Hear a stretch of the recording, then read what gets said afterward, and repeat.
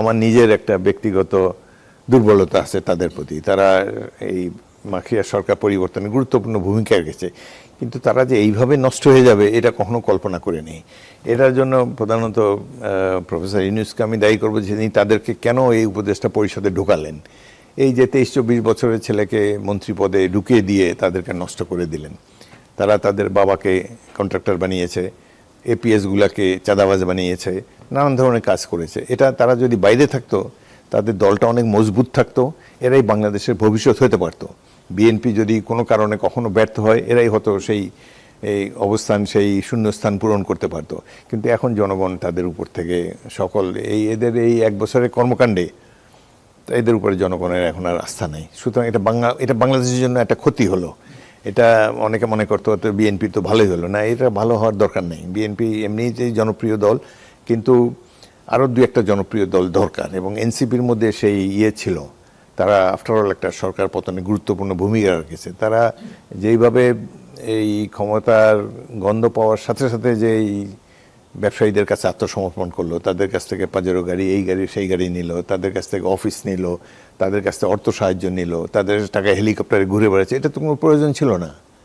তাদেরকে এই অ্যাডমিনিস্ট্রেশনে যাওয়াই উচিত ছিল না। তারা তাদের দলটাকে গঠন করতো ভালোভাবে, ছাত্রদেরকে বুঝাতো, এবং দেশবাসীর মধ্যে তারা যদি এই 64টি জেলায় ছড়িয়ে গিয়ে সাধারণ মানুষকে বুঝাতো যে আমরা আর কোনো কিছু চাই না, আমরা একটা সুন্দর বাংলাদেশ গড়তে চাই।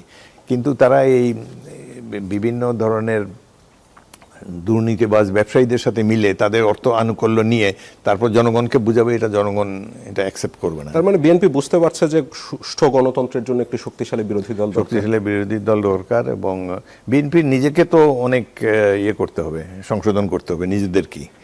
আমাদের মতো বিএনপির প্রত্যেকটি নেতা কর্মীকে গভীর রাতে ঘুমানোর আগে একটা প্রতিজ্ঞা করতে হবে যে আমরা আর কোনো দুর্নীতি করব না। দেশ আমাদের কাছে সবার উপরে। নিশ্চয়ই সম্ভব না।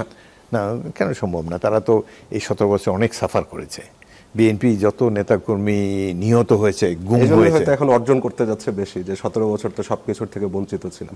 বঞ্চিত হলে তবুও তাদের এই যে সাফারিং, এটা এখন অনেক কিছুই তারেক রহমানের উপর নির্ভর করে।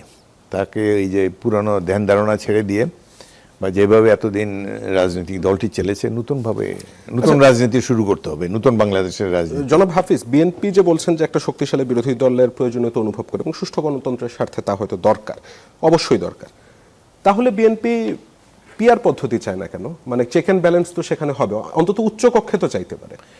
এই পিআর হলো বিদেশি কনসেপ্ট। বাংলাদেশের জনগণ নিম্ন কক্ষে মানলাম, উচ্চ কক্ষে আপনি বাংলাদেশের গ্রামে গঞ্জে, মেঘনা নদীর পারে, তিস্তা নদীর পারে একেবারে হতদরিদ্র যে মানুষ, যার একটাই মাত্র প্রাইড যে সে একজন ভোটার, সে ভোটটা দেওয়াই তার একমাত্র, এবং সে ভোটটা দেওয়ার সময় অনেক চিন্তা ভাবনা করে দেয়। বাংলাদেশের যতগুলো নির্বাচন হয়েছে, সাধারণ মানুষ কখনো ভোট করে না, ভুল করে না। তারা দেখে শুনে অ্যাভেলেবল ক্যান্ডিডেটদের মধ্যে বেস্ট ক্যান্ডিডেটকে বা বেস্ট অ্যাভেলেবল পার্টিকে তারা নির্বাচিত করে। কিন্তু এখন সেই মেঘনাপাড়ের সেই দরিদ্র কৃষক, সে তো ইভিএমও যেমন বোঝে না, তার পক্ষে মুশকিল। একইভাবে তিনি যখন ভোট দিতে যাবেন, যদি দেখেন কোনো প্রার্থী নাই, কোনো একটা মার্কাকে আম মার্কা বা জাম মার্কায় ভোট দিতে হবে, তাহলে তিনি কার কাছে যাবেন বিপদে? সেটা নিম্ন কক্ষতে আমি মানলাম যে সেখানে প্রার্থী থাকবে, কিন্তু উচ্চ কক্ষতে সমস্যাটা। উচ্চ পক্ষের কোনো, আমি আমার ব্যক্তিগত মতটা বলি, উচ্চ পক্ষের কোনো দরকার নেই বাংলাদেশে। এটা দেশটা তো বাংলাদেশ। এখানে এই যে 1 বছর ধরে তো একটা অন্তর্বর্তীকালীন সরকার তো 1 বছর পার করেছে। কি সংস্কার তারা করেছে, সমাজ দেখে কোন ক্ষতটি তারা নিরাময় করেছে, কোন ক্ষতে তারা ওষুধ দিতে পেরেছে। পুলিশ যে আইন শৃঙ্খলা পরিস্থিতিকে ধসিয়ে দিয়েছে, তো পুলিশের তো কিছুই করতে পারেনি, বিচার বিভাগেরও কিছু করতে পারেনি। মানে কোথাও আমি তো দেখি না তাদের কোনো অ্যাচিভমেন্ট, আমি দেখি না।